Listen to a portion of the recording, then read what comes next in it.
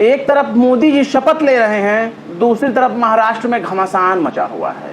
एक तरफ नरेंद्र मोदी तीसरी बार प्रधानमंत्री बन रहे हैं, तो वहीं दूसरी तरफ महाराष्ट्र में सियासी जंग छिड़ी हुई है। एक तरफ हमारे मोदी शपथ लेकर पंडित जवाहरलाल नेहरू को मुंह तोड़ जवाब दे रहे हैं, वहीं दूसरी तरफ महाराष्ट्र में एक दूसरे का मुंह तोड़ देने की जंग चल रही है।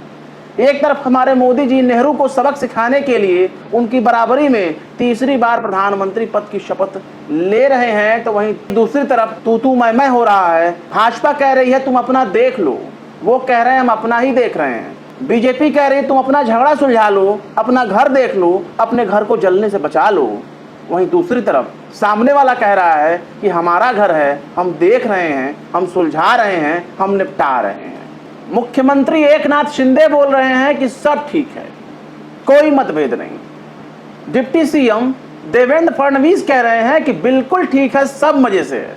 अजीत पवार डिप्टी सीएम बोल रहे हैं कि सब चंगासी, लेकिन हालात बता रहे हैं कि सब के सब नंगासी नंगासी नंगासी। जय हिंद दोस्तों, मैं हूं शम्स तबरेज और आप देख रहे हैं टाइम्स मेल। एक तरफ मोदी जी प्रधानमंत्री पद की शपथ ले रहे हैं, दूसरी तरफ अजीत पवार की एनसीपी टूटने के कगार पर पहुंच चुकी है। अजीत पवार कह रहे हैं सब बढ़िया है, सब ठीक है, कोई मतभेद नहीं। देवेंद्र फडणवीस कह रहे हैं कोई दिक्कत नहीं, हम सब में बहुत अच्छा बनता है। मुख्यमंत्री एकनाथ शिंदे कह रहे हैं सब फालतू बात है, सब बकवास है, हमारे यहाँ बिल्कुल ठीक है, हमारे यहाँ तो इश्क मोहब्बत ऐसा है जैसे भरत और राम।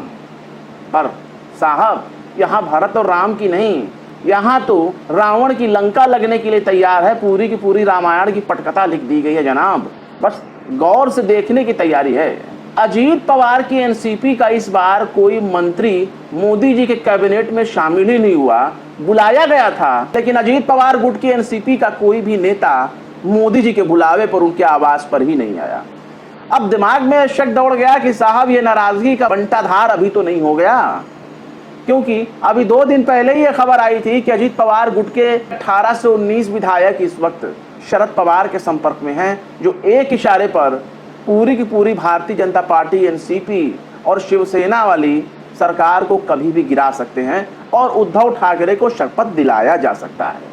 यानी महाविकास आघाड़ी की सरकार बनाकर उद्धव ठाकरे मुख्यमंत्री बन सकते हैं। यानी महाराष्ट्र में कुछ ठीक ठाक नहीं है, लेकिन प्रधानमंत्री के जरिए बुलाए जाने पर भी अगर एनसीपी का कोई नेता उनकी बैठक में शामिल नहीं हुआ, उनकी आवास पर पहुंचकर प्रधानमंत्री से मिलने नहीं गया, तो फिर आप सोच लीजिए कि दाल में कुछ तो काला है या फिर पूरी की पूरी दाल ही काली है।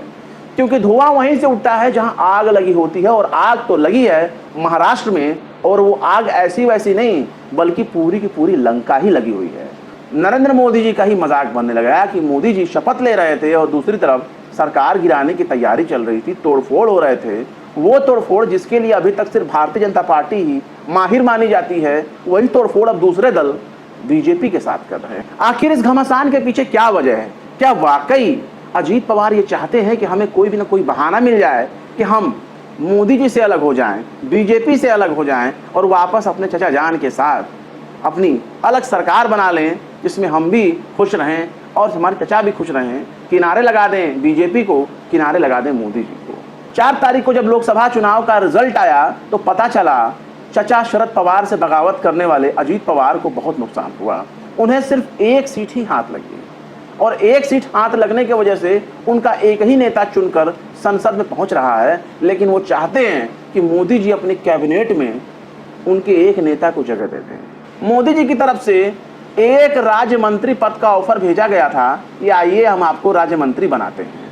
तमाम जितने भी होने वाले मंत्री थे वो सब के सब इतवार के रोज मोदी जी के आवास पर पहुंचकर मोदी जी से मुलाकात करते हैं, लेकिन नहीं कोई आया तो एनसीपी की तरफ से कोई आया। फोन करके बुलाया गया तब भी कोई नहीं आया।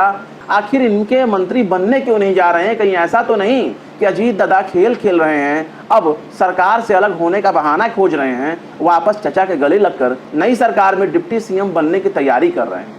पर शायद ऐसा ही हो रहा है, क्योंकि अजीत पवार जो बहाना खोजना चाहते थे वो बहाना मिल गया है। कहावत है, रोने को दिल कर रहा था और आंख में तिनका पड़ गया। यानी आंख में तिनका पड़ गया, उसी बहाने आंसू पोंछ लिए और हमारा रोना धोना भी हो गया। वही काम इस वक्त अजीत दादा कर रहे हैं मोदी जी के साथ, बीजेपी के साथ, देवेंद्र फडणवीस के साथ। हो यह रहा है कि अजीत पवार के पास इस वक्त 2-2 सांसद हैं। तो एक तो लोकसभा से जीते हैं और एक उनके पास पहले से है जो राज्यसभा से चुन करके आए हैं। सुनील तटकरे रायगढ़ लोकसभा से जीते हैं और प्रफुल्ल पटेल राज्यसभा के सांसद पहले से ही हैं। दोनों के बीच में बुनियादी फर्क ये है कि एक जनता के जरिए चुन करके आया है और दूसरा जनता के प्रतिनिधियों के जरिए चुन करके आया है। प्रफुल्ल पटेल चाहते हैं कि उनको मोदी जी के कैबिनेट में जगह मिल जाए, लेकिन राज्य मंत्री का ओहदा ऑफर किए जाने के बाद वो नाखुश हैं। मीडिया सूत्रों के हवाले से यह बात पता चली है कि प्रफुल्ल पटेल को इसलिए भी भारतीय जनता पार्टी मंत्री नहीं बनाना चाहती क्योंकि उनके ऊपर मनी लॉन्ड्रिंग का केस चल रहा है, यानी ईडी उनकी जांच कर रही है और ऐसे में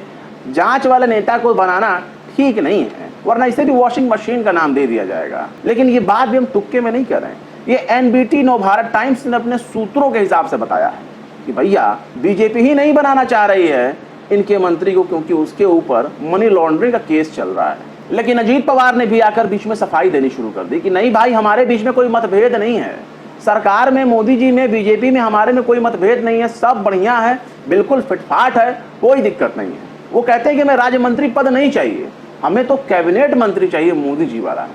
कुछ ही महीनों में हमें 2-3 राज्यसभा की सीटें भी मिलने वाली हैं, इसलिए हम बनेंगे तो एक ही बार कैबिनेट मंत्री बनेंगे, हम इंतजार करना ठीक समझते हैं। एक तो हमारे मोदी जी पहले ही अपनी कमर से लेकर नजर तक चंद्रबाबू नायडू के सामने, नीतीश कुमार के सामने झुकाए हुए हैं। वो नहीं चाहते कि बीच में कोई बवाल हो, वो नहीं चाहते कि बीच में कोई मामला बढ़े, वो बिल्कुल भी नहीं चाहते कि दोनों नाखुश हों किसी मामले को लेकर। इसलिए दोनों को खुश रखना मोदी जी की जिम्मेदारी है, क्योंकि ओहदा भी मोदी जी को संभालना है। बड़े बड़े पद मांगने की खबरें भी सामने आई, लेकिन अभी उन पदों को लेकर मामला शांत है। स्पीकर के ओहदे को लेकर के भी मामला सुनने में आया था, लेकिन वो भी मामला अभी शांत है। अब ये देखना ज्यादा दिलचस्प रहेगा हमारे मोदी जी अपना नया वाला कार्यकाल कितने दिनों तक संभालते हैं, क्योंकि मोदी जी के बारे में ये भी कहा जाता है कि वो एक छत्र राज्य चलाने में ज्यादा यकीन रखते हैं। गुजरात से जब वो चले, दिल्ली में आकर के बसे, तब भी वो अपने आगे पीछे किसी और को नहीं देखना चाहते। वो चाहते हैं कि हर मामले में सिर्फ मोदी का नाम हो और हर चीज के लिए मोदी ही जाने जाए, मोदी ही पहचाने जाए, कोई तीसरा व्यक्ति उनके नाम का क्रेडिट लेकर ना चला जाए।